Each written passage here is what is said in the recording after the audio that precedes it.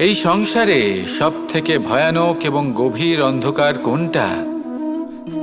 সেটা যখন মেঘ সূর্যকে ঢেকে দেয় এবং সংসার অন্ধকারাচ্ছন্ন হয়ে ওঠে, নাকি তখন যখন সূর্যাস্তের সময় ঘনিয়ে আসে, সূর্য ঢলে যায় এবং এই সংসারে অন্ধকার ছেয়ে যায়, নাকি সেই অমাবস্যার রাত্রি যখন চতুর্দিকে ঘন অন্ধকার থাকে এবং চন্দ্রমার প্রকাশ কোথাও থাকে না?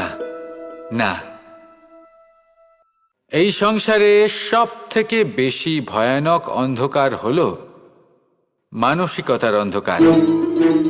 মানসিকতা খুব গভীর একটা বিষয়। এই মানসিকতাই সত্যের রূপ ধারণ করে এবং আমাদের এই মানসিকতা এবং বিবেকে একটা সূর্য থাকে। যদি আমরা এটা জীবন থেকে বের করে ফেলি, তাহলে নিরাশা, হতাশা, অসফলতা এর এমন এক ঘন অন্ধকারে আমরা ফেসে যাব যে তার থেকে বাইরে